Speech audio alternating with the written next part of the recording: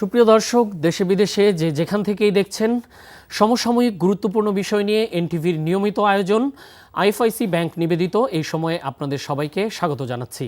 সাথে আছি আমি নজরানা চৌধুরী। দর্শক, 2025-26 অর্থবছরের বাজেট ঘোষণা হচ্ছে আগামীকাল। অর্থ উপদেষ্টা ডক্টর সালেউদ্দিন আহমেদ টেলিভিশনে ভাষণের মাধ্যমে এই বাজেট ঘোষণা করবেন। বাজেটের সম্ভাব্য আকার 7,89,998 কোটি টাকা। দেশের ইতিহাসে এই প্রথম আগের অর্থবছরের তুলনায় বাজেটের আকার কমছে। চলতি অর্থবছরে এই বাজেটের আকার ছিল 7,97,000 কোটি টাকা। এ বিষয়ে আলোচনার জন্য আমরা আজ দুজন অতিথিকে এনটিভির স্টুডিওতে আমন্ত্রণ জানিয়েছি। তারা হলেন Bangladesh institute of strategic studies BIISS এর গবেষণা পরিচালক মাহফুজ কবির এবং বাংলাদেশ ট্যানার্স অ্যাসোসিয়েশনের সভাপতি শাহিন আহমেদ। আপনাদের দুজনকেই এনটিভির স্টুডিওতে আমন্ত্রণ জানাচ্ছি। দর্শক, গত 27 মে FBCCI এবং এনটিভির যৌথ আয়োজনে টানা 16তম বারের মতো অনুষ্ঠিত হয় কেমন বাজেট চাই অনুষ্ঠান। আসন্ন বাজেট নিয়ে নীতি নির্ধারক থেকে শুরু করে বিভিন্ন শ্রেণী পেশার মানুষ এই আলোচনায় অংশ নেন। সেখানে রাখা বক্তব্যের কিছু অংশ আমরা একটু দেখে আসব, তারপর আমরা মূল আলোচনায় যাব। মানুষের অংশগ্রহণ ব্যতিরিকে ঠিক কাজও বেঠিক হয়ে যায় যদি আলাপ আলোচনা উন্মুক্ততা না থাকে। কাঠামোগত কি পরিবর্তন করলেন? ওই প্রাক্কলনের লক্ষ্যমাত্রা। আপনি এক্সামশন ছাড় দিবেন না বলতেছেন, কাকে ছাড় ছেড়ে দিচ্ছেন? কোথায় আপনি ভর্তুকিতে রাখছেন? কোথায় ইন্টারেস্টের কোথায় দিচ্ছেন? কে বলতে পারবে আপনি কি স্বচ্ছতা দিয়েছেন? আমাকে বলুন তো দেখি। ওই একটা স্বৈরাচারী সরকারের সময় যে স্বচ্ছতার অভাব দেখেছি, সকলকে আমাদের থামিয়ে দিয়েছে। একই কাজ তো একইভাবে আপনারা করলেন, আপনারা কোনো স্বচ্ছতা দিলেন না। কিভাবে করের ভিতর থেকে কিভাবে নিয়ে গেলেন? এই যে বাজেটটা ঊর্ধ্বমুখী না গিয়ে নিম্নমুখী গেল, এটা কিন্তু একটা এক্সট্রাঅর্ডিনারি থিং। সেটা কত ছোটই হোক বা বড়ই হোক, মোট বাজেটটা কমেছে, কিন্তু এখানে কি হয়েছে? এখানে উন্নয়ন বাজেটটা কমিয়ে আনা হয়েছে, কিন্তু রেভিনিউ বাজেটটা বেড়ে গিয়েছে। এটা কিন্তু this is a bad sign. আমরা অনেক দিন যাবতই বলে আসছি, বেশ করে আমাদের ট্যাক্সেশন পলিসি, ভ্যাটের বেশ কিছু অযৌক্তিক বিষয় ভ্যাটের মধ্যে পলিসিতে রয়েছে। তারপরে কাস্টমসের বেশ কিছু বিষয় রয়েছে। এগুলো আমরা ইতিমধ্যেই কিন্তু আমরা NBR এর সাথে কয়েক দফা বসেছি। SEC আজকে 9 মাস ধরে একটা পলিসি ডেভেলপমেন্টের কাজ করেছে, এক্সেপ্ট ফাইন রিজিম। আমরা অ্যাকাউন্টেবিলিটি চাই, আমরা স্বচ্ছতা চাই। আমরা একটু শুনছিলাম, কয়েকদিন আগেই এই প্রোগ্রামটি হয়েছে, তো এখানে দেখছিলেন যে বেশ কয়েকজন বিশিষ্ট ব্যক্তিরা, অর্থনীতিবিদ, রাজনীতিবিদ, তারা কথা বলছিলেন। তো তারা মূলত একটু আমার কাছে মোটা দাগে বললে একটু হতাশাই প্রকাশ করেছেন যে আগে যেরকম হয়েছে ঠিক সেরকমই, তাহলে এই যে আন্দোলন সংগ্রামের মধ্য দিয়ে এত প্রত্যাশা তৈরি হয়েছে জাতির সামনে, তো নতুন বাজেটে সেরকম তার একটা প্রতিফলন থাকা উচিত ছিল, সেটি তারা পাচ্ছেন না। তো আমরা জনাব মাহফুজ কবির, আপনার কাছে জানতে চাই যে আপনি কি ভাবছেন, যে সেটি কি আসলে সেই গতানুগতিক বাজেট সেরকমই হচ্ছে আসছে বাজেটটা, যতদূর আমরা জানতে পেরেছি? হ্যাঁ, ধন্যবাদ। আসলে এই মুহূর্তে বাজেটের যে কাঠামো আমরা দেখতে পাই, এটি কিন্তু দীর্ঘদিনের একটা, আমি মনে করি যে এই বাজেটেরই যে রিফর্ম যেটা আছে সেটার ফসল। মানে হুট করেই কিন্তু আসলে এই বাজেটের যে স্ট্রাকচার সেটার পরিবর্তন সম্ভব নয়।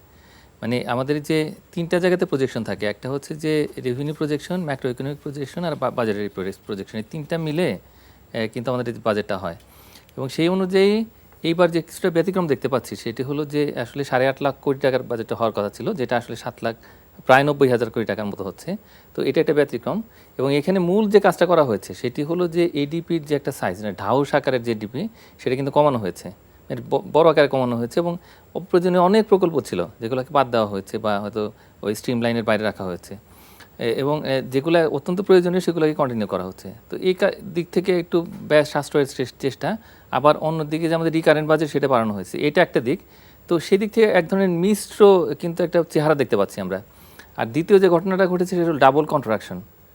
মানে হলে একদিকে সংকোচনমূলক মুদ্রানীতি, অন্যদিকে হচ্ছে সংকোচনমূলক কিন্তু রাজস্ব নীতি।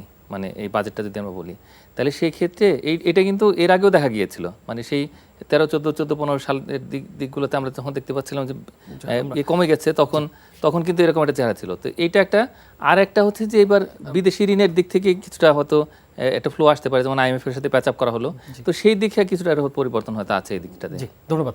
আমরা শাহিন আহমেদ, আপনার কাছে জানতে চাচ্ছি যে আপনাদের পয়েন্ট অফ ভিউ থেকে বাজেটটাকে কেমন দেখছেন, যতদূর এখন পর্যন্ত জানা যাচ্ছে? ফাইনালি তো কালকে আমরা জানতে পারবো। দেখুন, সংক্ষেপে বলবেন। সংক্ষেপে আমার জানা মতে আমার মনে হয় যে এই বাজেটটা আমাদের জন্য খুব হেল্পফুল হবে, বিশেষত আপনার বিজনেসম্যানদের জন্য। তো আমরা মনে করি যে আসলে বাজেটের সাইজ বড় করে না দেখে আসলে এটা ইমপ্লিমেন্টেশন হচ্ছে কিনা সেটা দেখার বিষয়, এবং পাশাপাশি যে প্রাইভেট সেক্টরকে কীভাবে আপনার আরও বেশি ফ্যাসিলিটেট করা যায় সেই বাজেট হয়তো বা আসতেছে আমাদের জন্য কিছু সুবিধা। যেমন কিরকম সেটি? বিশেষত আপনার ধরেন আমাদের যে কেমিক্যালসের যে আপনাদের ট্যানারি যারা সাথে জড়িত তাদের জন্য সুবিধা আছে, যে রাসায়নিক এখানে কিছু বাজেটের এখানে সুবিধা আছে, যে কেমিক্যালসের আমরা যে ফ্ল্যাট রেট চেয়েছিলাম বা আমরা সিডি আমাদের কমানোর জন্য বলেছিলাম, সেখানে কিছু আইটেম তারা সিডি আপনার কমিয়ে দিচ্ছে। এটা আমাদের কাছে যতটুকু নিউজ আছে। তো আমরা মনে করি যে বাজেটের প্রত্যাশা আসলে সবারই থাকে, কিন্তু সেটা আসলে বাস্তবায়ন কতটুকু হয় সেটাই হলো দেখার বিষয়, যতটুকু সুন্দরভাবে সমন্বয় করা যায়। তো আমরা দেখলাম যে 7,89,000 কোটি টাকার মতো বাজেটের আকার হচ্ছে। তো আমি আগেও উল্লেখ করেছি যে এটি গত অর্থবছরের বাজেট থেকে কম, যেটি বাংলাদেশের ইতিহাসে প্রথম, এর আগে কখনো হয়নি। তো বাজেট তো আসলে একটি রাষ্ট্রের একটি অর্থনৈতিক সক্ষমতাকে আরও বাড়ানোর জন্য বা সামনের দিকে তার অর্থনীতিটা কেমন হবে সেটার একটা প্রজেকশন দেয় বা প্ল্যানিং, পরিকল্পনাটা দেয়। তো এই যে কমলো এবং প্রবৃদ্ধির হার ধরা হয়েছে 5.5%, যেটা গত 10-15-20 বছরে তো এরকম দেখা যায়নি। তো সেই জায়গাটায় আসলে বাংলাদেশের অর্থনীতি কি আসলে ডাউনগ্রেডের দিকে যাচ্ছে, এরকম কোনো সিগন্যাল কি এরকম আসছে? ইতিমধ্যেই সিগন্যালটা কিন্তু এসছে, মানে বিশ্বব্যাংকের যদি প্রতিবেদনটা আমরা দেখি তাহলে সেক্ষেত্রে দেখবো যে তারা বলেছে যে 3.3% প্রবৃদ্ধি হবে।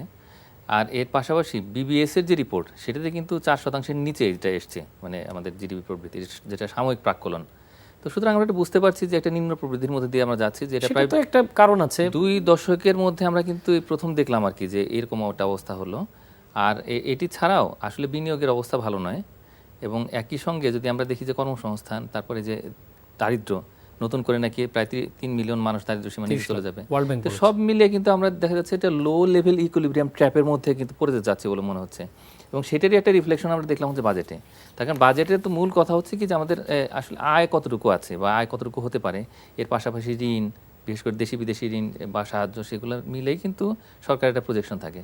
মানে সরকার যে ইচ্ছা করে এটা করেছে বিষয়টা এরকম নয়, তারা বিভিন্নভাবে হিসেব নিকাশ করেছে যে আসলে কতটুকু রেভিনিউ হতে পারে, এবং একই সঙ্গে ব্যবসা বাণিজ্যের পরিস্থিতি কেমন, আমদানি রপ্তানি কী অবস্থাতে আছে। তো এই সব মিলেই আসলে চিন্তাভাবনা করা হয়েছে, এবং এটা সাধ্যের মধ্যে থেকেই একটা মোটামুটিভাবে একটা রিজনেবল বাজেট কিন্তু পেশ করার চেষ্টা করা হয়েছে। এখন এটাতে যে সমস্যাটা হতে পারে সেটা হলো যে একটা নতুন করে আবার যে প্রজেকশনটা হবে, মানে আগে কিন্তু একটা প্রজেকশন ছিল যেটা হচ্ছে এটা বড় আকারের বাজেটের উপরে, কিন্তু এখন আবার নতুন করে প্রজেকশন হবে, এবং সব মিলে দেখা যাবে কি আগামী যে অর্থবছরের বাজেট, এরপরে আরও 2টো অর্থবছরের বাজেটের একটা প্রজেকশন থাকবে আমাদের MTBF এর মধ্যে, এবং সেটা কিন্তু হবে হচ্ছে একটু কম আকারের। তার মানে সব মিলিয়ে আমাদের একটু চিন্তা করে রাখতে হবে যে একবার যদি আমাদের রেভিনিউ কালেকশনটা কম হয় বা টার্গেট কম হয়ে যায়, তাহলে কিন্তু সেই বৃত্তর থেকে আমরা কিন্তু বের হয়ে আসতে পারবো না। এটা একটা। আরেকটা হচ্ছে যে কম আকারের বাজেট হলে আরেকটা বিপদ আছে, সেটি হলো যে এই পাবলিক ইনভেস্টমেন্ট কিন্তু প্রাইভেট ইনভেস্টমেন্টকে প্রমোট করে। রাইট। এই দুটোর মধ্যে কিন্তু একটা সুন্দর সম্পর্ক আছে, ইতিবাচক সম্পর্ক আছে। তো যার ফলে সরকারের বাজেটে যদি আকার কম হয়, তাহলে প্রাইভেট বাজেট যেটা সেটাও কিন্তু কম হবে। তো সব মিলে কিন্তু আরেকটা নতুন করে যে লো লেভেল ইকুইলিব্রিয়াম ট্র্যাপ হতে পারে। আর আরেকটা বিষয় হলো কি যে এটা একটা ইন্টারন্যাশনাল কমিউনিটিকে সিগন্যাল দেবে যে বাংলাদেশের আকার এখন, মানে অর্থনীতির আকার এখন 500 ট্রিলিয়ন, এবং সেটা কিন্তু প্রচণ্ড গতিতে উঠে আসছিল। তো এখন হঠাৎ করে দেখা যাচ্ছে যে একটু কম গতি হলো, তখন এই বিদেশি যারা বিনিয়োগকারী তারা চিন্তা করবে যে গ্রোথ কম, এখানে ইনভেস্টমেন্ট কম, এবং একই সঙ্গে আবার জিনিসপত্রের দাম বেশি, মানে লম্বা সময় ধরে আমরা উচ্চ মূল্যস্ফীতির মধ্যে আছি। তো এইগুলো কিন্তু, এবং একই সঙ্গে আরেকটা বিষয় যেটা ঘটেছে সেটি হলো যে আমাদের যে ঋণমান সেটা কিন্তু এখনও নিচে আছে, এটা কিন্তু আর উপরের দিকে ওঠেনি। যার ফলে এইগুলো এবং সব মিলিয়ে যে এখন আইন শৃঙ্খলা পরিস্থিতি, এখন সব মিলে কিন্তু এক ধরনের যে সিগন্যাল দিচ্ছে আমাদেরকে তো সেইটা একটু চিন্তার বিষয়। কিন্তু সরকারের আবার এটাও চিন্তা আছে যে না, সংস্কারগুলো যেহেতু হচ্ছে, সামনে নির্বাচন আছে, সেগুলোর জন্য কিছু বরাদ্দ আছে। তো এইভাবে করে একটা মিশ্র একটা বাজেট আমরা পাচ্ছি, যেটা নিয়ে আমরা ঠিক আশাবাদী হতে পারছি না, আবার হতাশ হওয়ারও তেমন কোনো জায়গা নেই। তার কারণ অনেক অপ্রয়োজনীয় প্রকল্প সেগুলো কিন্তু বাদ দেওয়া হয়েছে। তো এই সব মিলিয়ে আমাদের এখন যতটুকু সাধ্য আছে তার মধ্যে থেকে এখন চিন্তা করতে হবে। তো রাজস্ব আহরণের যে অবস্থা, চলতি অর্থ বছরে প্রায় 1,05,000 কোটি টাকা শর্টেজ। তো এই অর্থ বছরে তো এই শর্টেজটা তো নিশ্চয়ই গভর্নমেন্টকে ঋণ নিয়েই ম্যানেজ করতে হয়েছে, বা কি সম্পূরক বাজেটে গিয়ে হয়তো কিছু কমানো হয়েছে। কিন্তু এই 1,05,000 কোটি টাকা শর্টেজ এই অর্থ বছরে, সামনের অর্থ বছরেও কিন্তু রাজস্ব আহরণ দেখানো হয়েছে প্রায় 5,60,000 কোটি টাকা। হ্যাঁ, তো আপনার কি মনে হয় যে এটা কি রিকভার করা সম্ভব? না, আমি মনে করি যে এই গত 9 মাসের যে অভিজ্ঞতা, মানে এই যে অন্তর্বর্তী সরকারের, এবং সব মিলিয়ে যে গত 11 মাসের যে অবস্থা, হ্যাঁ, তো সেখানে যে ট্রেনটা এসছে, তো সেটা স্বাভাবিক। কারণ হচ্ছে কি যে এই 5ই আগস্টের পরে কিন্তু এই নানা রকমের রিফর্ম হয়েছে, একটা অস্থিতিশীল ছিল দেশে, এবং ব্যবসা বাণিজ্যের পরিস্থিতি কিন্তু স্বাভাবিক ছিল না, অনেক রকমের আন্দোলন হয়েছে। তো শিল্পাঞ্চলগুলোতে বেশ একটা অস্থিরতা ছিল, অনেক কারখানা বন্ধ হয়ে গেছে, মালিকরাও পালিয়ে গেছে, হ্যাঁ, অনেক কারখানা বন্ধ হয়ে গেছে। এবং সব মিলিয়ে কিন্তু যতটুকু রাজস্ব আদায় হয়েছে, আমি মনে করি যে এইটুকুর জন্য আমাদের আসলে মনে মনে প্রস্তুত থাকা উচিত যে না, এই কম যে রাজস্ব আদায় হয়েছে, তো এটি স্বাভাবিক পরিস্থিতি। কিন্তু আগামী অর্থ বছরে যেটা সুবিধা আছে সেটা হলো যে এই অস্থিতিশীলতা কিন্তু অনেকটা কমে গেছে, এখন আস্তে আস্তে স্বাভাবিক হচ্ছে। এবং সরকারও নানা রকমের যে সংস্কার এগুলো করছে, আর্থিক খাতে সংস্কার হচ্ছে, ব্যাংক কার্যক্রমে, সেগুলোতে কিন্তু যে আগে যেরকম একটা ব্যাংক লুটপাটের সংস্কৃতি ছিল সেটা কিন্তু এখন নেই। অর্থ পাচারটা ঠেকানো গেছে, যদিও ইনফরমালি অনেক টাকা কিন্তু এখনও চলে যাচ্ছে, কিন্তু সেগুলো কোন চ্যানেলে সেটা কিন্তু ধরা যাচ্ছে না। ওই দিন তো বাংলাদেশ ব্যাংক তো স্বীকারই করে নিয়েছে, হ্যাঁ, যে এই টাকা যাচ্ছে, কিন্তু আগের মতো কিন্তু এরকম ব্যাপক আকারে যাচ্ছে না, এটা সবাই জানেন।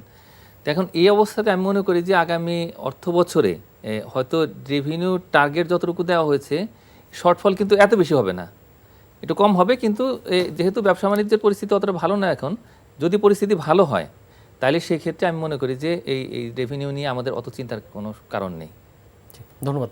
আমরা শাহিন আহমেদ, আপনার কাছে জানতে চাই যে একটু আগে আমরা দেখছিলাম যে ডক্টর দেবপ্রিয় ভট্টাচার্য বলছিলেন যে স্বচ্ছতার অভাব আছে যেই বাজেট প্রপোজাল আসছে, কারণ এটি তো বর্তমান গভর্নমেন্টেরই একটা আর্থিক পরিকল্পনার একটা উপস্থাপনা, সেই জায়গাটায় স্বচ্ছতার অভাব আছে। এবং উনি একটি কমিশনের মেম্বার ছিলেন, প্রধান ছিলেন শ্বেতপত্র, দুর্নীতির শ্বেতপত্র প্রণয়ন কমিটির। তো উনি বলছেন যে সেই সুপারিশগুলোও গভর্নমেন্ট এই বাজেটে ইনকর্পোরেট করেনি। তো আপনার কি মনে হয় যে সেই জায়গাটায় কি আপনারা যতদূর জানতে পেরেছেন তাতে কি বাজেটে সেরকম কোনো কিছু আছে, গভর্নমেন্টের সদিচ্ছা আছে কিনা? তো এখন পর্যন্ত আমি অন্যান্য যতজনের সাথে কথা বলেছি বা আমাদের বিভিন্ন সংবাদে আমরা দেখেছি যারা বাজেট নিয়ে চিন্তা ভাবনা করেন, তারা বলছেন যে গভর্নমেন্টের যে সংস্কার, মূল যে তাদের ম্যান্ডেট বা তাদের যে উদ্দেশ্য, সেই সংস্কারগুলো আসলে তারা বাজেটে ঠিকভাবে প্রতিফলিত হয়নি যেটি প্রস্তাব করা হয়েছে। তো আপনার কি মনে হয়? দেখুন, ওনারা যে আপনার সুপারিশগুলো করেছেন, আসলে আমরাও শুনতে পেরেছি যে এইখানে সুপারিশগুলো আসলে সেইভাবে বাস্তবায়ন হয় না। এইখানে আমার মনে হয় যে সরকারের যারা উচ্চ পর্যায়ে আছেন তাদের হয়তোবা আপনার এইখানে সদিচ্ছা আছে, কিন্তু যারা কাজ করছেন সেই ব্যুরোক্রেটরা কিন্তু আপনার এখানে হয়তোবা সেটা বাস্তবায়ন করতে দেয়নি। এইখানে আমার মনে হয় যে মানে সরকারের উচ্চ পর্যায়ের যে অবস্থা এবং তাদের যে টার্গেট, তাদের যে লক্ষ্য, যে ভিশন মিশন নিয়ে তারা নেমেছে, সেটা বাস্তবায়ন করার ক্ষেত্রে কিন্তু আসলে সেই এই যে কর্মকর্তারা, সেটাই হয়তো বা একটা প্রতিবন্ধকতা আপনার সৃষ্টি করতে পারে, যার কারণে এই বাজেটে এটা প্রতিফলন হচ্ছে না। তো আমরা শুনছি যে এখানে আসলে আমরা কিন্তু ইন্ডাস্ট্রি চালাতে গিয়ে এই বাংলাদেশের এই প্রেক্ষাপটে আমরা কিন্তু বিভিন্নভাবে সাফার হচ্ছি। এখন আপনি বলেন যে রেভিনিউ আপনি কালেকশন ব্যবসা হলে আপনি রেভিনিউ কালেকশন করতে পারবেন। আপনার বাংলাদেশের অর্থনীতির চালিকা শক্তিটাই হলো ব্যবসায়ীরা। এখন আমি যদি ব্যবসা করতে না পারি, আমি যদি আপনার এই নিরাপত্তাহীনতায় ভুগি, আমি যদি শ্রমিক অসন্তোষে ভুগি, তাহলে আমি ব্যবসাটা করব কিভাবে? আর এইখানে যেভাবে আপনার ওয়ার্ল্ড ইকোনমি এখন আপনার যে আমেরিকার যে ডিউটি যে ইম্পোজগুলো করছে বিভিন্ন দেশের প্রতি, সেটাও কিন্তু আমরা ক্ষতিগ্রস্ত হচ্ছি। তো দেখা যাচ্ছে যে আপনার রাশিয়া ইউক্রেন যুদ্ধ, তারপরে হলো আপনার এই যে এই আমেরিকার যে ট্যাক্সের রেসিপ্রোকাল যে ট্যাক্সগুলো আছে সেগুলোর জন্য আপনার কিন্তু বিভিন্ন দেশ সাফার হচ্ছে।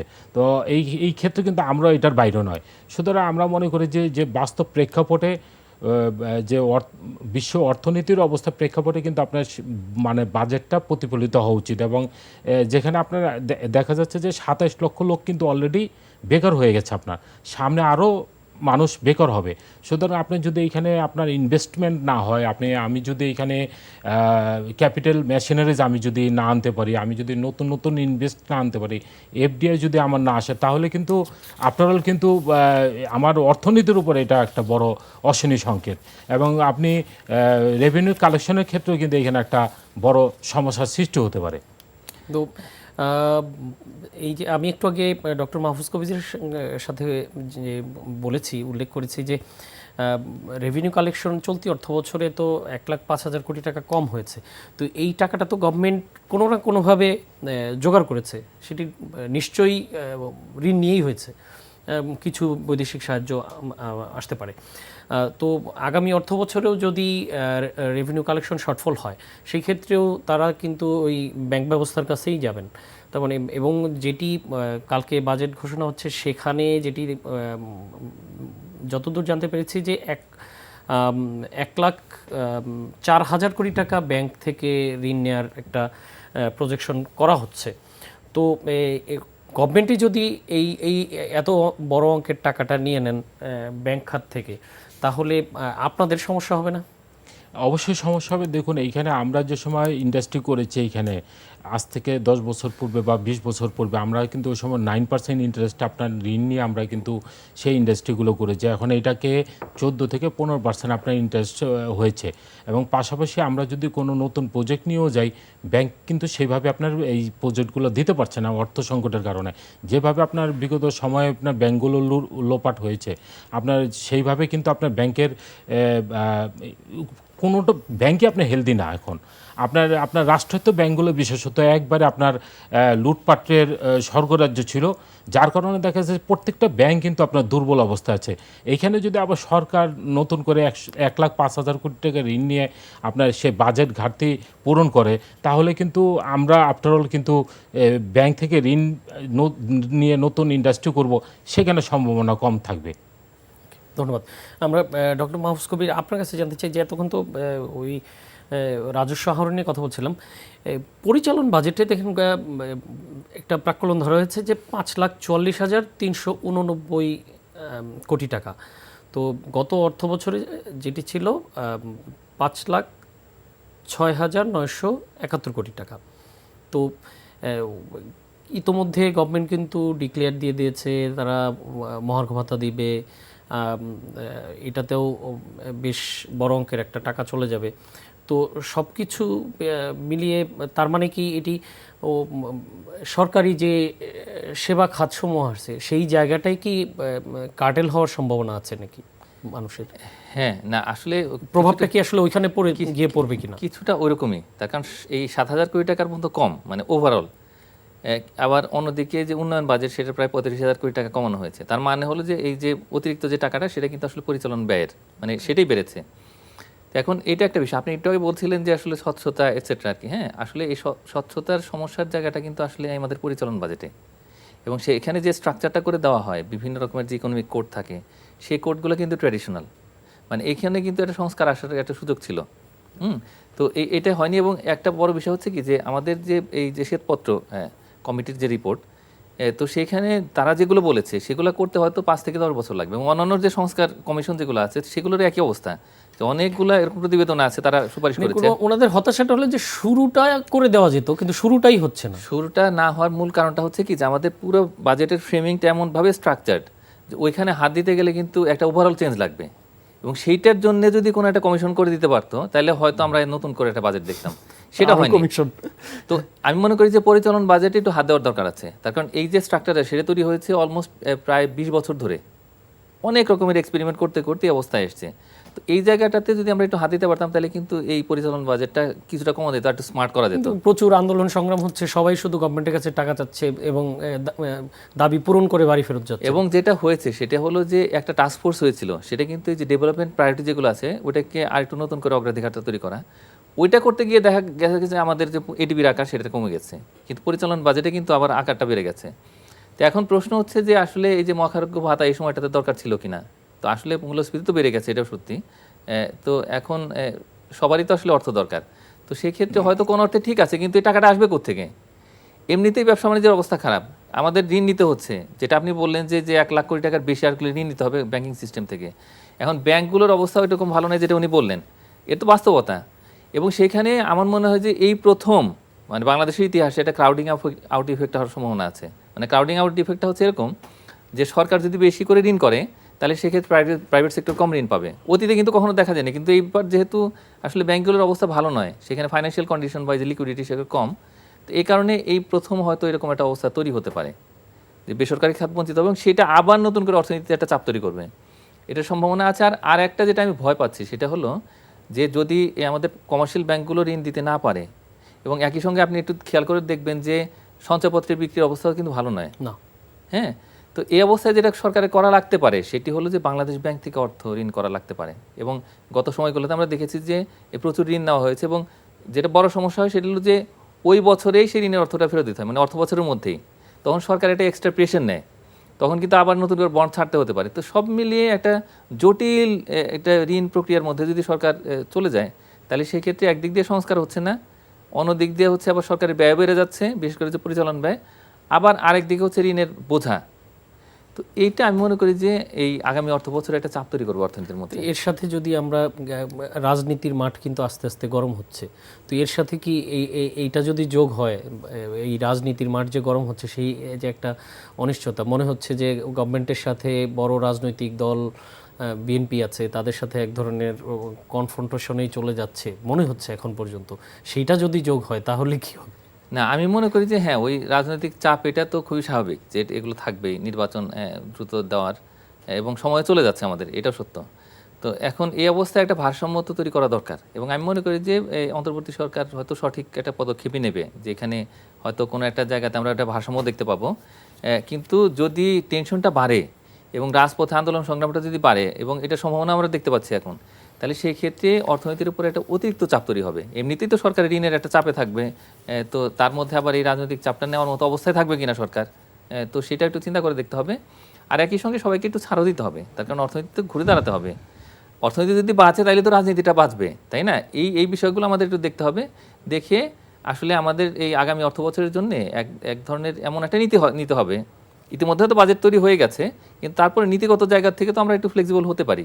তো সেই জায়গাতে আমাদের এই সব কিছু পরিস্থিতি দেখে যাতে কম সংঘাত হয়, এবং আস্তে আস্তে আমরা যাতে সুন্দর এটা সামনের দিকে যেতে পারি, তো সেইটার কথা চিন্তা মাথায় আমাদের রাখতে হবে আর কি, রেখে তারপরে ওই বাজেটটার নীতি সেভাবে ঠিক করতে হবে। তো আমরা ওই 5 আগস্টের পরে অর্থনীতির যে অবস্থা, তাতে ওই পরিচালন ব্যয় কমানোর জন্য সরকার এক ধরনের কৃচ্ছতা সাধনের দিকে যেতে পারতো, কিন্তু ইচ্ছাও ছিল হয়তো, কিন্তু সেই জায়গাটায় মনে হয় শুধুমাত্র ওই ইনটেক মিনারেল ওয়াটারের বোতল বাদ দিয়ে জগের মধ্যে পানি দেওয়া হয়েছে, এর বাইরে মনে হয় কোনো কৃচ্ছতা সাধনের ব্যবস্থা হয়নি। অনেক কৃচ্ছতা সাধন হয়েছে, বিশেষ করে বিদেশ ভ্রমণটা কিন্তু আসলে এই ট্রেনিংয়ের একটা পার্ট, ওইখানে কিন্তু আলাদা একটা বাজেট হেড থাকে, এবং সেই জায়গাতে অনেক কিন্তু নিয়ন্ত্রণ করা হয়েছে।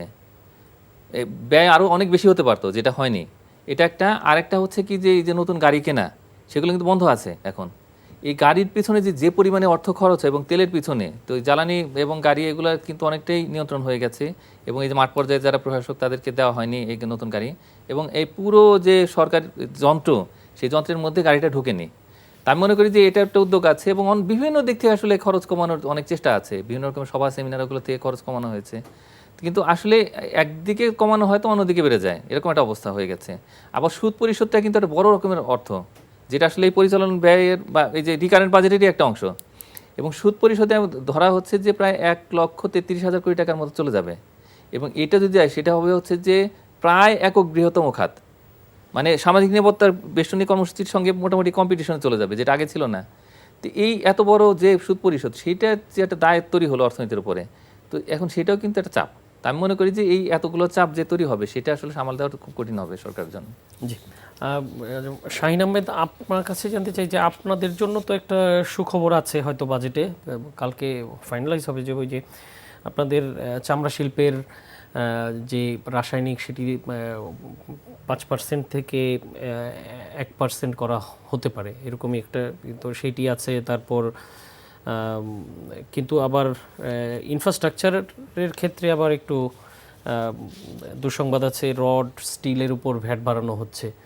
তো সামগ্রিকভাবে আপনাদের সাথে নিশ্চয়ই আলোচনা হয়েছিল অর্থ মন্ত্রণালয়ের প্রাক বাজেট আলোচনা যেগুলো হয়, সেখানে আপনাদের সাথে কি আলোচনা, সেটার কি কোনো সঠিক প্রতিফলন দেখতে পাচ্ছেন?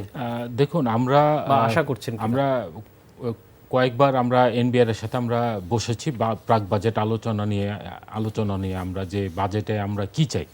তো সেখানে আমরা আসলে বলেছিলাম যে আমাদের যে নন বন্ডেড ফ্যাক্টরিগুলো আছে, যেখানে আপনার কোনো ডিউটি ফ্রি সুবিধা পাচ্ছে না, এবং আপনার কিছু কমার্শিয়াল এক্সপোর্টার আছে, তারা কিন্তু টিটিআই আপনার 31% থেকে 40% দিয়ে আপনার কেমিক্যাল আমদানি করে আপনার এই চামড়াটা উৎপাদন করে।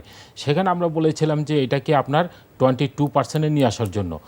তো আমরা সেখানে বলেছিলাম যে আপনার যে কাস্টম ডিউটিটা সেটাকে আপনার 1% করে দেওয়ার জন্য কিছু আইটেমে, 7টা আইটেমে, এবং আপনার যে ভ্যাটটা আছে সেটাকে আমরা 7.5% করে দেওয়ার জন্য আমরা বলেছিলাম। কিন্তু সরকার আপনার দেখেছি আমরা যে 7টি আইটেমের ভিতরে, স্পেসিফিক 7টি আইটেমের ভিতরে তারা কাস্টম ডিউটি আপনার 5% থেকে 1% করেছে। এটা আমাদের জন্য অবশ্যই সুখবর একটা, আমাদের শিল্পের জন্য। বিশেষত আপনি জানেন যে এটা একটা কৃষিভিত্তিক শিল্প, তো এইখানে আপনার প্যারিশেবল আইটেম, এইটাকে আমরা প্রসেস করে আমরা বিদেশি, শুধু আমরা কি ইউজ করি এখানে আমরা লবণ আর পানি ছাড়া আমরা কিন্তু তেমন কিছু ইউজ করতে পারি না। আমাদের অভ্যন্তরীণ যে এটা কেমিক্যালস আমরা কিন্তু 100% আমরা ইম্পোর্ট করে আমরা এটা প্রসেস করে থাকি। তো এটার কারণে আমরা বলেছিলাম যে ভ্যাটটাকেও যাতে 7.5% করে দেওয়া হয়, তাহলে দেখা যাবে যে মানে যে ব্যবসায়ীরা আছেন এই নন বন্ডেড সুবিধা পাচ্ছেন না, বন্ডের সুবিধা পাচ্ছেন না, তারা কিন্তু এই ব্যবসা টিকে থাকতে পারবে, এবার কম্পিটিশনে টিকে থাকতে পারবে। এবং আমার যে অভ্যন্তরীণ বাজার আছে, এই অভ্যন্তরীণ বাজারে আপনি দেখেন যে মানে যে ফুটওয়্যার, লেদার গুডস এখানে আপনার বিক্রি হচ্ছে, অধিকাংশ কিন্তু আপনার এই সেই চায়না থেকে বা অন্য দেশ থেকে রেক্সিন আর্টিফিশিয়াল লেদার এনে আপনার প্রোডাক্ট তৈরি করছে, কিন্তু যেগুলো আসলে হাইজেন না, এবং এটা আসলে পরিবেশগতভাবে আপনার এটা ঠিক নয়। তো আমাদের এখানে যে বিশাল একটা সরবরাহ হয়, যে বাই প্রোডাক্টটা তৈরি হয় বছরে প্রায় 400 মিলিয়ন স্কোয়ার ফিট, এইটার প্রসেস করতে গেলে কিন্তু আমাদের মিলিয়ন ডলার কেমিক্যাল ইম্পোর্ট করতে হয়, এবং আপনার সরকারকে আপনার অনেক অংশের ডিউটি দিতে হয়। যারা ডিউটিটা পরিশোধ করে ওরা ব্যবসা টিকে থাকতে পারে না, আসলে দেখা যায় যে ওরা আস্তে আস্তে এই ব্যবসা ছেড়ে চলে যাচ্ছে। তা আমরা সরকারের কাছে এটাও রাখবো দাবি যে যাতে আমাদের যে 7.5% ভ্যাটটা রেখে 15% থেকে সেটাকে 7.5% করে দেওয়া, এবং যাতে এই ব্যবসা আপনার মনে করেন যে আরও প্রসারিত হয়, এবং আমার অভ্যন্তরীণ বাজারে এই যে চামড়ার যে আজকে যে দুরবস্থা, আমরা যে চাইনিজ কেন্দ্রিক একটা বাজার, আমরা চাইনিজরা আমাদেরকে ডমিনেট করছে, হ্যাঁ, সেইখানে কিন্তু আপনার মনে করেন যে সেখান থেকে আমি বের হয়ে আসতে পারি, আমরা আরও প্রোডাক্ট ডাইভার্সিফাই করতে পারি। আপনারা দেখুন, চাইনিজ কমার্স মিনিস্টার আপনার এখন বাংলাদেশে আছে, উনি গতকালকে আমাদের সাথে বাইলেটারাল একটা মিটিং হলো, ওখানে বলেছে যে বাংলাদেশে তারা $23 বিলিয়ন এক্সপোর্ট করে চায়না থেকে, তারা কিন্তু ওইখানে 20% আপনার ইনসেন্টিভ দেয় তার ইম্পোর্টারদের যারা এক্সপোর্ট করছেন এই বাংলাদেশে, তো তারা 20% ইনসেন্টিভ দেয়, অথচ আমাদের ইনসেন্টিভ কিন্তু দিন দিন কমাচ্ছে। তো আমরা আসলে এই যে বাজেট, আমরা কি শিল্প, আমরা যদি আপনার যদি দেখা যাচ্ছে যে 26 সালের পর আমরা এলডিসি গ্র্যাজুয়েশন করব, আমাদের ইনসেন্টিভ সহ অনেক কিছু আপনার বন্ধ হয়ে যাবে। অথচ সরকার কি করছে আপনার, যে যেখানে বিগত সরকার 10 টাকার পার সেফটি গ্যাসের মূল্য ছিল, সেখানে 30 টাকা করেছে, যেটা ইন্ডাস্ট্রির জন্য একটা আত্মঘাতী একটা সিদ্ধান্ত হয়েছে ইন্ডাস্ট্রি এখানে। তারপরে আবার হলো আপনার এখন 40 টাকা থেকে 70 টাকা আপনার করছে আপনার গ্যাসের মূল্য। তো এইখানে আসলে টিকে থাকাটা একবারে বড় দুষ্কর একটা ব্যাপার। আর এইখানে আমি যদি মনে করেন যে গ্যাস সহ ইলেকট্রিসিটিতে আমরা যদি ইনসেন্টিভ দিতে পারি, তাহলে কিন্তু আপনার শিল্প এলএনজির কিন্তু উপর আরও ভ্যাট এগিয়ে তো যাবে। কমানো হচ্ছে, সেটিও দেখছি। জি, এলএনজির উপর ভ্যাট প্রত্যাহার হচ্ছে, তো সেই ক্ষেত্রে হয়তো আপনাদের খরচ একটু কমতে পারে গ্যাসের। দেখুন এখানে আসলে আমরা ওইরকমভাবে দেখছি না, কিন্তু সরকার তো আদায় করছে আমাদের থেকে। তো এলএনজির উপরে ট্যাক্স কমলে যে এটা আপনার আমরা সুবিধা পাবো তা নয়, এটাই কিছু বৃহৎ শিল্প গোষ্ঠী যারা ইম্পোর্ট করে এলএনজি তারাই হয়তো বা সুবিধা পাবে, কিন্তু আমরা যারা এই যে যারা ছোট মাঝারি বড় ইন্ডাস্ট্রি আছে তারা কিন্তু আফটারঅল সাফারার হচ্ছি। তো আমরা মনে করি যে আসলে শিল্পকে বাঁচিয়ে রাখতে হলে ইনসেন্টিভ সহ যে সুবিধাগুলো আছে সেগুলো আপনার সুবিধা আপনার অব্যাহত রাখা উচিত, এবং এই বাজেটও এটার আপনার প্রতিফলিত হওয়া উচিত। জি, ধন্যবাদ ডক্টর মাহফুজ কবির। আমরা অনুষ্ঠানের শুরুতে যে বক্তব্য শুনছিলাম, ওখানে বিএনপির স্থায়ী কমিটির সদস্য ডক্টর আব্দুল মঈন খান বলছিলেন যে রাজনৈতিক দলগুলোর সাথে আসলে বাজেট নিয়ে কোনো ধরনের আলোচনা করা হয়নি। তো এটি সাধারণত রাজনৈতিক সরকারের সময় যেটি হয় যে আগে আলোচনা হয় না, কিন্তু পার্লামেন্টে যেহেতু বাজেটটা পেশ হচ্ছে তখন কিন্তু কম্পারেটিভ আলোচনা হয়। সব দলের পার্লামেন্টে যারা আছেন তারা সবাই আলোচনা অংশ নেন। তো এখন যেহেতু সংসদে পেশ হচ্ছে না, তার মানে রাজনৈতিক দলগুলোর সাথে তো আলোচনাটা করাটাই স্বাভাবিক ছিল। সেই জায়গাটাই গভর্নমেন্ট সেই জায়গাটা চিন্তা করেনি বা করেনি। তো আপনি কীভাবে দেখছেন? কারণ পলিটিক্যাল পার্টিগুলাই তো দেশকে পরিচালনা করে, সামনের দিকেও করবেন। তো তারা তো মূল স্টেক হোল্ডার হতে পারে, সেই জায়গাটাই গভর্নমেন্ট এটা এড়িয়ে গেল কেন? এই বছর যদি আপনি দেখেন যে আসলে সরকার কী নিয়ে ব্যস্ত আছে, মূলত এই যে সংস্কার কেন্দ্রিক আলোচনা সেগুলোই বেশি হচ্ছে। আর আসলে কিন্তু এই উপদেষ্টা পরিষদ প্রচণ্ড ব্যস্ত ছিল, মানে আমি তাদের যে খুব দোষ দেবো এরকমও না। সামনে এত প্রায়োরিটি এবং প্রায় যে রাস্তাঘাটে আন্দোলন হচ্ছে এগুলো কিন্তু মানে এগুলো ম্যানেজ করতে হচ্ছে। তো এই সব মিলিয়ে আসলে তাদের হাতে এমনিতে কম সময় ছিল। এক, দুই হচ্ছে যে এইবার আসলে এই সরকার সরাসরি উপদেষ্টা পরিষদ। একটু মাঝখানে একটু যুক্ত করি যে আপনার কথার সূত্র ধরেই যে শাহিন আহমেদ, তার প্রতি সম্মান রেখেই বলছি, ট্যানার্স অ্যাসোসিয়েশনের সাথে যদি আলোচনা হতে পারে, এটিকে রাজনৈতিক দলগুলোর সাথে আলোচনা হতে পারে না? না, এটা যেটা করেছে মানে কিছু আলোচনা কিন্তু হয়েছে কাদের সাথে? ব্যবসায়ীদের সাথে, এবং এর মধ্যে আবার এনবিআর জড়িত ছিল। তবে আলোচনা আরও হতে পারতো যদি এই এনবিআর অচল অবস্থা না থাকতো। হ্যাঁ, তো এইগুলোও আমাদের একটু বুঝতে হবে। আর আরেকটা বিষয় হচ্ছে কি যে আপনার এই অন্যান্য সময় যেটা হতো সেটা হচ্ছে যে একটা লম্বা সময় ধরে প্রায় 3 মাস ধরে কিন্তু এই বিভিন্ন রেঞ্জে বিভিন্ন স্টেক হোল্ডার আলোচনা করতো, সেখানে সিভিল সোসাইটি কিছু লিড করতেন, তারপরে সরকারের বিভিন্ন দপ্তর বিশেষ করে যে এনবিআর তারা আলোচনা করতো।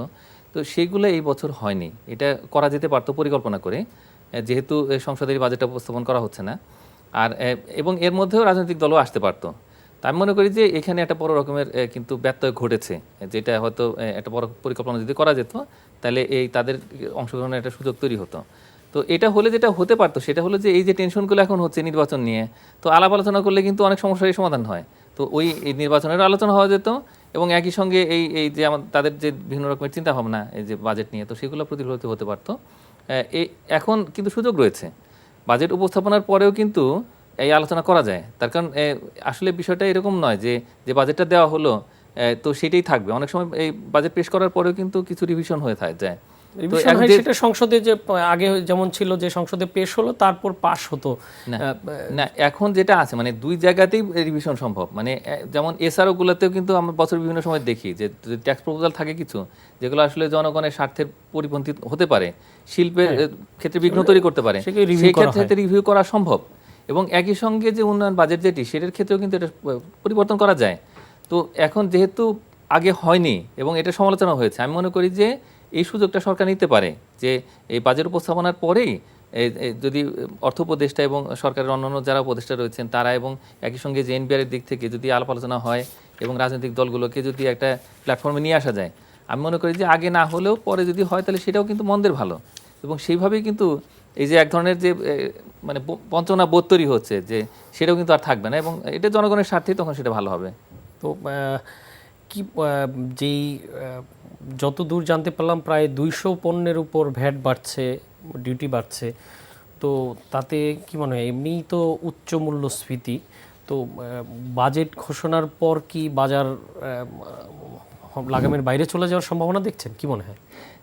একটা প্রিন্সিপাল আছে কিন্তু, সেটা হলো যে যে পণ্যগুলোর উপরে ডিউটি ইম্পোজ করা হয় সেটি যে দিন ইম্পোজ করা হয় ওই দিন থেকে কার্যকর হয়। বিষয়টা এমন নয় যে এটা আবার এই নতুন অর্থবছর শুরু হওয়ার আগ পর্যন্ত এটা হবে না, এটা কিন্তু বাজেটের প্রিন্সিপাল। হ্যাঁ, এবং কোথাও যদি বলে দেওয়া থাকে যে না এটা আসলে এই 1 জুলাই থেকে হবে, তাহলে সেক্ষেত্রে ওটা হয়।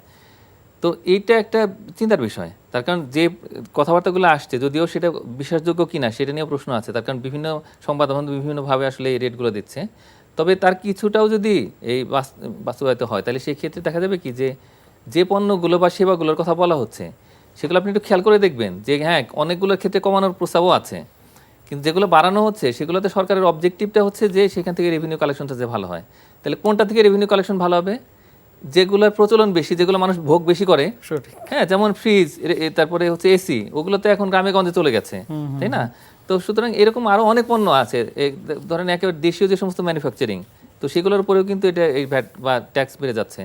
তো এগুলোর কারণে দেখা যাবে কি যে সরকার তো এমনিতে একটু চাপের মধ্যে আছে যে রেভিনিউ কালেকশন বাড়াতে হবে, তো সুতরাং ওইটা মাথায় রেখে কিন্তু এই জিনিসগুলো করা হচ্ছে। কিন্তু একই সঙ্গে এটা যে দেশীয় শিল্পের জন্য বা এখন যে অ্যাসেম্বলিং হচ্ছে মোবাইল ফোন থেকে শুরু করে অনেক ইলেকট্রনিক পণ্য, তো সেগুলোর ক্ষেত্রেও কিন্তু একটা বাধা সৃষ্টি করবে, কর্মসংস্থান কমে যাবে, বিনিয়োগ কমবে। তো এগুলো চিন্তা, তাহলে এই যে বিনিয়োগ কমবে, যেহেতু বিনিয়োগ হচ্ছেই না একদম, যেমন ওই দিন সিপিডি বললো যে প্রায় 23% মতো ক্যাপিটাল মেশিনারিজ আমদানি কমে গেছে আগের অর্থ বছরের তুলনায়। তার মানে এটি দিয়েই তো বোঝা যায় যে বিনিয়োগের পরিমাণ কি। তো সেই জায়গায় বিনিয়োগ হচ্ছে না বলতেছি, কিন্তু আমি আবার এখানে বাজেটেও নিয়ে আসতেছি যে বিনিয়োগ বিরোধী এক ধরনের চিন্তাভাবনা প্রতিফলিত হচ্ছে। না, এটা একটা ট্রেড অফ হয়তো করার চিন্তা করবে সরকার, যে না ঠিক আছে কতটুকু আমি চাপ তৈরি করবো আর কতটুকু উৎসাহিত করবো। হ্যাঁ, কিছু কিছু জায়গাতে কিন্তু উৎসাহব্যঞ্জক কিছু নীতি এগুলো নেওয়া হবে, কিন্তু সার্বিকভাবে আসলে এই যে করের পরিমাণ সেটা বাড়বে। এবং এটা কিন্তু আইএমএফের দিক থেকে একটা প্রেসক্রিপশন আছে, তাদের যে ধরেন কন্ডিশনালিটি সেটা পূরণ করতে গিয়ে কিন্তু বেশ কিছু সংস্কার হয়েছে, কিন্তু মূল সংস্কারটা হবে হচ্ছে বাজেটে। তার কারণ আপনি খেয়াল করলে দেখবেন যে বেশ কিছু পণ্যের ক্ষেত্রে দেখবেন কি যে আসলে ভ্যাটের হার হয়েছে 15%, এবং এটা কিন্তু একটা দীর্ঘমেয়াদী পরিকল্পনার অংশ। তো এটা হলে যেটা প্রত্যক্ষভাবে যেটা হতে পারে সেটা হলো যে একদিকে উৎপাদন কমে যেতে পারে, শিল্পের বিকাশ ব্যাহত হতে পারে, অন্যদিকে হচ্ছে যে ওই পণ্যগুলোর দাম বেড়ে যেতে পারে। এবং এটা হলে যে মূল্যস্ফীতি যেটার কথা বলছি আমরা, তো এই খাদ্য বহির্ভূত মূল্যস্ফীতি কিন্তু অনেকটা বেড়ে যেতে পারে। এবং ইতিমধ্যে আমরা উচ্চ মূল্যস্ফীতির মধ্যে রয়েছি, যেটার কারণে আসলে মানুষের প্রকৃত আয় সেটা কমে যাচ্ছে। তো এখন যদি আবার এই নতুন করে মূল্যস্ফীতি হয় এবং যদি কমে যায় তাহলে সেই ক্ষেত্রে কিন্তু এটা একটা চিন্তার বিষয়। কিন্তু একই সঙ্গে আসলে আমাদের তো সরকারের যে রাজস্ব আহরণের যে সক্ষমতা সেটা তো বাড়তে হবে, কিন্তু সেটা বাড়ানোর একটা উপায় আছে, সেটা হলো যে অনেক দিন ধরে সেটার কথা আমরা বলছি যে পরোক্ষ কর থেকে প্রত্যক্ষ করের দিকে যেতে হবে। এবং পরোক্ষ করগুলো কিন্তু দরিদ্র মানুষ, সীমিত আয়ের মানুষ, তাদের উপর বেশি চাপ তৈরি করে, ধনী মানুষদের উপরে কিন্তু কম চাপ তৈরি করে। তো একদিকে হচ্ছে রাজস্ব আদায় আমাদের বাড়াতে হবে, কিন্তু একই সঙ্গে আসলে এই সীমিত আয় বা নিম্ন আয়ের মানুষদেরকেও এই রাজস্বের চাপ থেকে মুক্তি দিতে হবে। এবং যখন আমরা এই ডিরেক্ট ট্যাক্সের দিকে যাব তখন কিন্তু অর্থনীতির উপরে চাপটা হালকা হয়ে যাবে। তো সেই চিন্তাটা আসলে কতটুকু হতে পারে আগামী অর্থ বছরের বাজেটে, সেটা হয়তো এখনো পর্যন্ত কোনো দিক নির্দেশনা পাইনি। তবে আশা করি মাননীয় অর্থ উপদেষ্টা সেটা হয়তো বাজেট বক্তৃতায় পরিষ্কার করে বলবেন। যখন আপনি যে প্রত্যক্ষ কর আর পরোক্ষ করের কথা যখন বলছেন তখনই মনে হলো আর কি যে এই এলডিসি গ্র্যাজুয়েশনের পর তো আমরা এই পরোক্ষ করের বিষয়টা ওই জায়গা থেকে সরে আসতে হবে। তো তখন কী হবে? সে সময় তো আর বেশি দিন নাই, 2026-এই। হ্যাঁ, তারপর হয়তো একটা ট্রানজিশন পিরিয়ড থাকবে, কিন্তু সেটা তো আর হয়েই তো যাচ্ছে, খুব কম সময়। তো তাহলে ওই সময় বাংলাদেশ কি করবে আসলে? না, এটা আসলে এর মধ্যে হয়ে যাওয়া উচিত ছিল। আমি মনে করি যে গত 9 মাসে কিন্তু আমরা এই সুযোগটা হেলায় হারিয়েছি। এখানে দুটো কাজ করা দরকার ছিল, সেটা হচ্ছে যে এই এনবিআর এর ফুল অটোমেশন এবং একই সঙ্গে এই যে আমাদের যে পরোক্ষ করের উপরে অতি নির্ভরশীলতা, যেটা প্রায় মোট যে রাজস্ব আহরণ তার 2/3 কিন্তু আমাদের এই পরোক্ষ করের উপরে। তো উল্টাটা হতে পারতো এবং তার জন্য একটা স্ট্রং পলিসি ডিরেকশন দরকার ছিল। আমি মনে করি যে সময় শেষ হয়ে যায়নি। এই আগামী অর্থ বছরের বাজেট যখন উপস্থাপন করা হবে, আমি মনে করি যে এই বক্তৃতার মধ্যেই এরকম একটা দিক নির্দেশনা আসতে পারে যে আমরা আস্তে আস্তে ওদিকে যাব। তো অবশ্যই সেই দিকে একটু চিন্তা ভাবনা করা উচিত সরকারের। দেখুন এখানে আসলে মানে 28 লক্ষ, সংক্ষেপে শেষ করবেন 30 সেকেন্ড। 28 লক্ষ আপনার ট্যাক্স ধারী আপনার এখানে আছে, কিন্তু অথচ এই ট্যাক্স নেটটা আরও কিন্তু বৃদ্ধি করা যায়। হ্যাঁ, মানে এই 28 লক্ষ ট্যাক্সধারীরাই কিন্তু আপনার ট্যাক্স দিচ্ছে প্রত্যক্ষভাবে, কিন্তু এটাকে আরও ব্যাপকভাবে আপনার করা যায়, প্রসারিত করা যায়। গ্রামগঞ্জে অনেকের অবস্থা এখন ভালো, সেটাকে আমার ট্যাক্স নেটের ভিতরে এনে আপনার প্রত্যক্ষ ট্যাক্সটা আপনার বৃদ্ধি করা যায়, সেটার ব্যাপারে আপনার আসলে মনোযোগ দেওয়া উচিত। জি, ধন্যবাদ। আমরা আজকের মতো এখানে শেষ করতে হচ্ছে, পরবর্তীতে নিশ্চয়ই আরও বিস্তারিতভাবে আলোচনা করতে পারবো। এই ছিল আজকে আমাদের এই সময়ের আয়োজন। প্রিয় দর্শক, সামনে বর্ষা মৌসুম আসছে। এ সময়ে ডেঙ্গুর সংক্রমণ বেড়ে যায়। এ থেকে পরিত্রাণ পাওয়ার একমাত্র উপায় নিজেদের আশেপাশের পরিবেশ পরিষ্কার পরিচ্ছন্ন রাখা। এ বিষয়ে সবাইকে সজাগ থাকা ও সতর্কতা অবলম্বনের আহ্বান জানিয়ে আজকের মতো বিদায় নিচ্ছি। এনটিভির সাথে থাকার জন্য ধন্যবাদ। শুভরাত্রি।